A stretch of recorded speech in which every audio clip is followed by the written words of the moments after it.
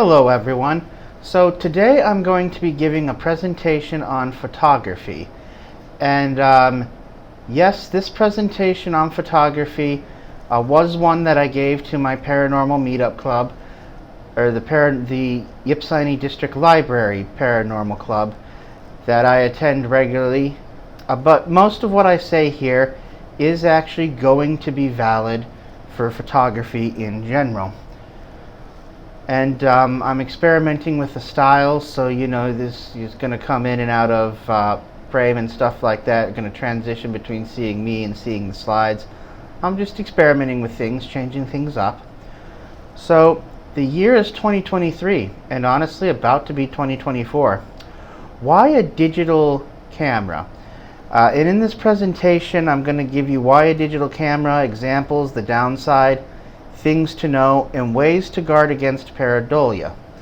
Don't feel bad if you don't know what that is. A lot of people don't. So the three most common types of digital cameras, and I think this might just be the only three types, are DSLR, which is digital single lens reflex, I think is what that stands for, mirrorless, and point and shoot. Point and shoot cameras are, very entry-level cameras, or what some people would probably call compact cameras. Of course, some higher-end cameras can have a compact frame as well. So why a dedicated digital camera? After all, doesn't everything come with a camera now? All smartphones do. Heck, even my flip phone has a camera built into it. Obviously not very good. And of course there's tablets. Almost any tablet has a camera built into it. And of course then laptops, obviously of limited use, but they still have them. Well, there are dozens of things that even a basic digital camera can do much better than the best smartphone cameras. First, they capture what's called a depth of field. This is also called soft focus in a way. And that's a way to distinguish foreground from background and whatnot. And you just can't do that with most smartphones. Some of them have software built in that achieves this artificially, but it's usually not the same. This might sound a bit cheesy, but you can capture motion and capture light with a good dedicated digital camera. The fact is some of the most breathtaking photos we have, most of them weren't taken with smartphone cell phones. They're not really that good, and once you get out to about 15 yards, practically useless. Telephoto capabilities, that is the ability to basically zoom, and there are some accessories made for smartphone cameras, but it's very limited. There's interchangeable lenses as well on digital cameras these days. So you can have a wide angle lens, you can have a telephoto lens, you can have a macro lens. That's the kind of lens that's used for taking photos of insects and things like that. On most digital cameras, there's no filters automatically applied. If you want to apply filters, you have to activate them yourself. And this is in sharp contrast to the latest models of, say, Pixel or iPhone.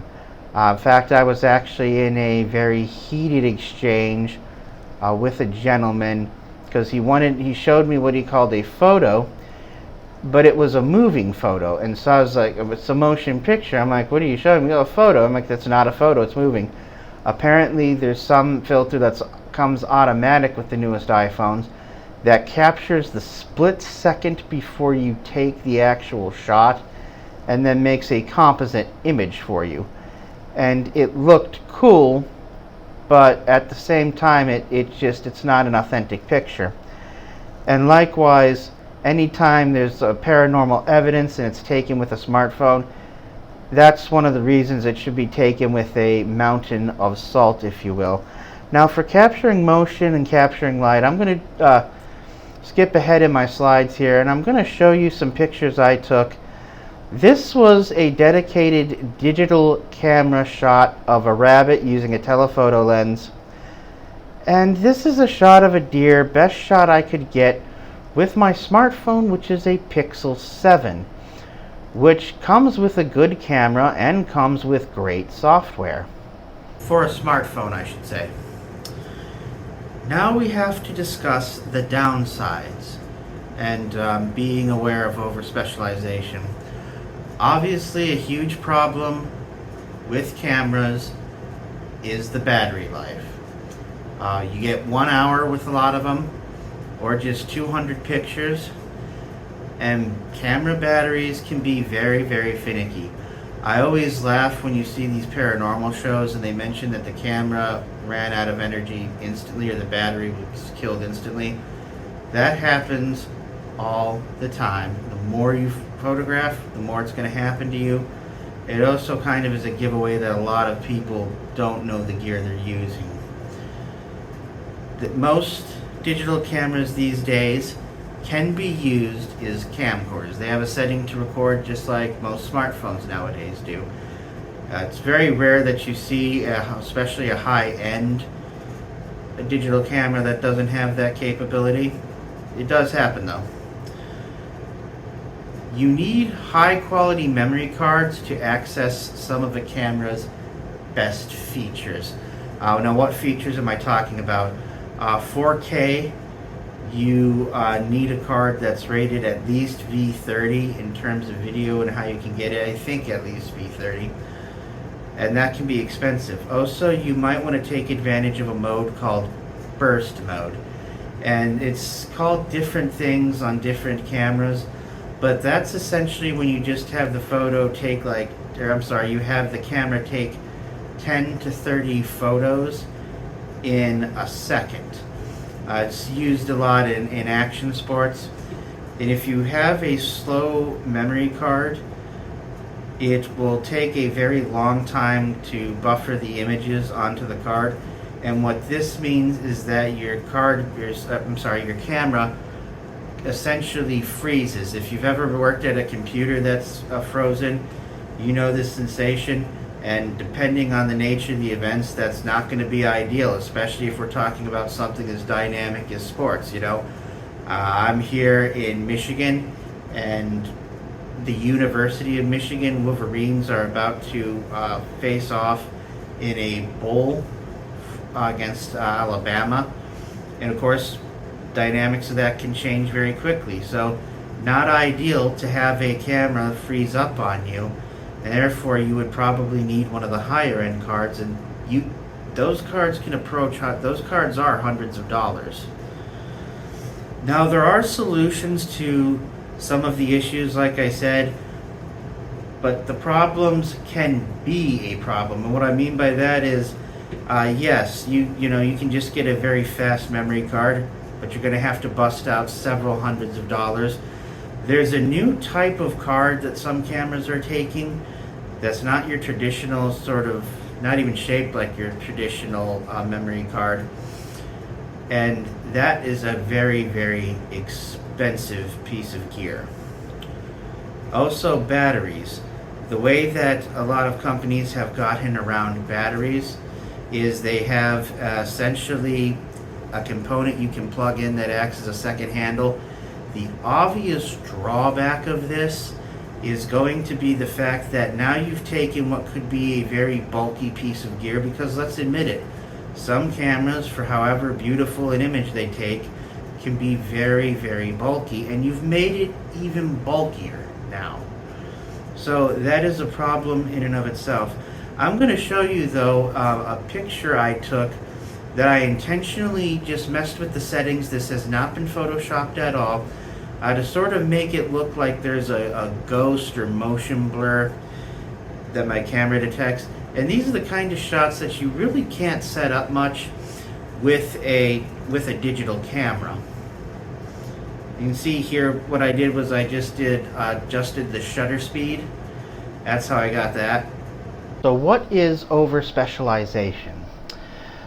Over-specialization is when you have this desire to purchase a camera because it has a particular feature on it that more or less makes it what you would call, I guess, a cool feature. Two features that really come to mind are things such as extreme zoom. In the case of why I chose to purchase a Nikon, a lot of people are awestruck by the Olympus Toughline because their cameras are waterproof. But you need to actually ask yourself and just level with yourself, how much are you going to use that feature? I don't get nearly as much play out of my Nikon's extreme zoom as I thought I would when I bought it. And how many water shots do you do, or how much are you planning on shooting in the snow and rain? Of course, that's a useful feature in Michigan, but if you're somebody who doesn't shoot in the snow and doesn't shoot in the rain, that feature is useless for you to pay for. Moving forward, these are some techniques that I want to give you, and I started as, investigator. That's how I got into photography, investigating human trafficking, actually. And these are just some techniques I've learned either A, myself, B, via going to actual workshops and things like that, or techniques I honestly learned from the military. So, keyholing is a technique where rather than stand out in the open, you shoot through what could be considered a sort of obstruction. Like maybe you shoot through just the space between a fence post. It's possible to do that.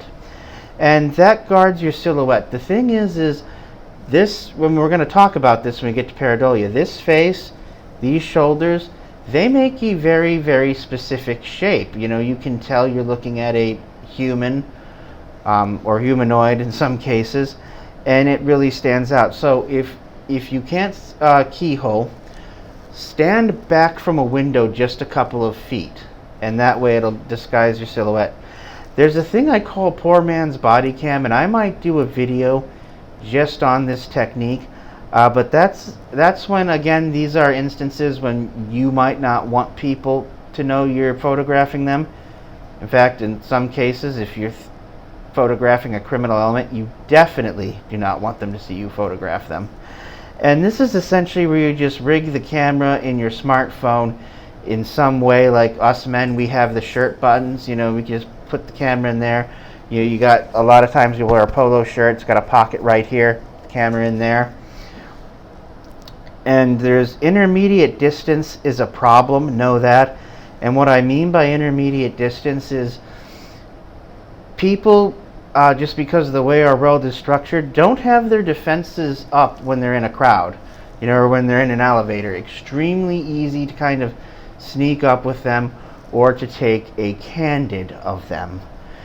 And likewise, very, very far away, like on a hill or something like that, and you could take from a couple 100 yards if you have a good enough camera, or rather I should say a good enough telephoto lens. Remember, telephoto, long distance lens. But just taking a picture from, say, across the street from somebody, that'll get their attention very, very quickly, and that's actually a negative thing to do, obviously. And so now I'm going to get on to the stuff I talked about pareidolia and all that. So pareidolia is nothing more than the ability of people to see a shape or pattern where none really exist. If you've ever gone cloud gazing, that's a form of pareidolia. But most common in the United States, because of the number of Christians in this country, it's, your tea is spilled a certain way or something's burned a certain way, and people see Jesus. That's a form of pareidolia. So you should immediately review photographs you take in a paranormal setting. Take the photograph. Most cameras have a play button on them. You just hit that play button and it'll show you on the view screen or the display screen the exact last photo you took. Do that. Recognize if someone is leading you. If somebody has an EVP, that's that voice recording, or a photo that they think a ghost is in, they should actually not tell you before they present the audio or before they present the photograph. Why? Because of course you're going to hear something if you're prompted. Most of this stuff that is captured on these paranormal websites is what you call lens flare. Lens flare is always a problem, and essentially that's, you know, just the light bouncing off of the lens itself is captured, and these are what are called the mysterious orbs. Also, the camera strap can get blown in the way and come in from the side, and people say, oh, there's a dark mass on the side of the camera. No, there isn't. That's the camera strap.